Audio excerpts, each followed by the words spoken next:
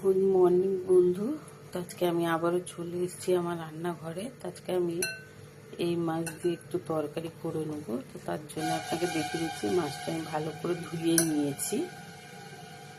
এর মধ্যে এবার আমি নুন হলুদ মাখিয়ে নেবো। তার মশলার মধ্যে আমি কি দিচ্ছি দেখে নিন। মাছের মশলাটা দেবো। এটা লঙ্কা গুঁড়ো আছে, হলুদ গুঁড়ো আছে, জিরে গুঁড়ো, ধনে গুঁড়ো, একটা মিডিয়াম সাইজের পেঁয়াজ নিয়েছি যেটা আমি স্লাইস করে কেটে নেবো। আর এখানটা নিয়েছি একটা টমেটো নিয়েছি যেটা আমি কেটে নিয়েছি, 4 ভাগ করে নিয়েছি। একটু আদা আর একটু রসুন আছে, এটা একসাথে আমরা বেটে নেব। আর এখানটা একটু ধনে পাতা আছে, এটাও আমি দিয়ে দেবো। কড়ার মধ্যে তেল দিয়ে দেবো।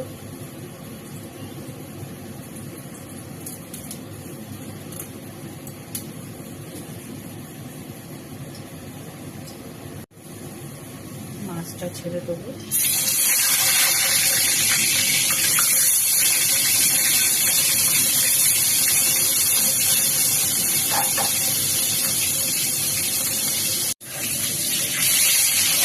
ভাজা হয়ে গেল, একটা উল্টে দিলাম আমি।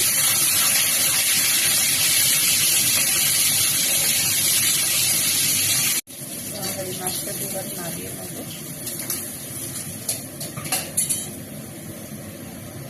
একটু তেল দিয়ে দেবো, অল্প তেল দেবো, বেশি দেবো না। আছে দিয়ে ক্ষেত্রে অল্প দিয়ে দিলাম। এবারে এই পেঁয়াজটা দিয়ে দেবো আমি।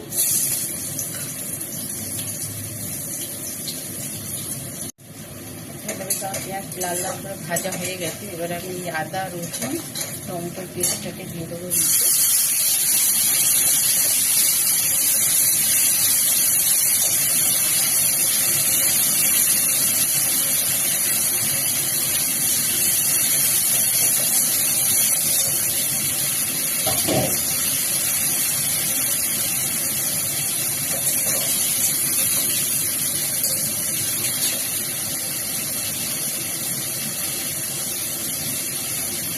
ধনে গুঁড়ো, জিরে গুঁড়ো,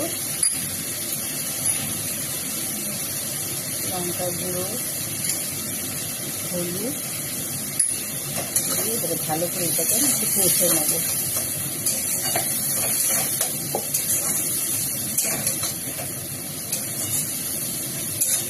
আন্দাজ মতো নুন দিয়ে দেবো।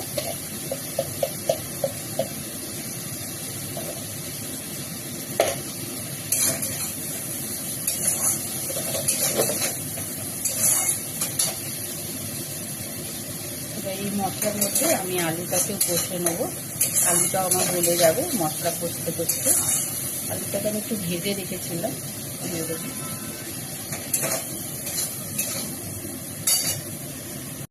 এবার আমি একটু জল দিয়ে দেবো। আমার এটা ভালো করে কষানো হয়ে গেছে।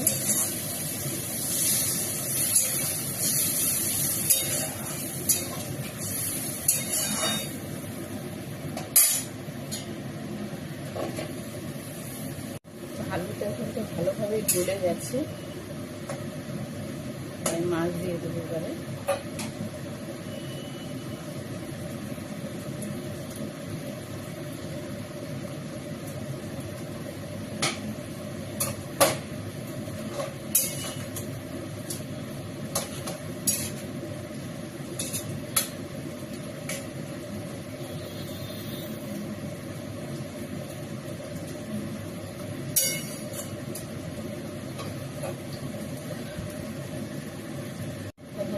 ধনে পাতা দিয়ে দেবো।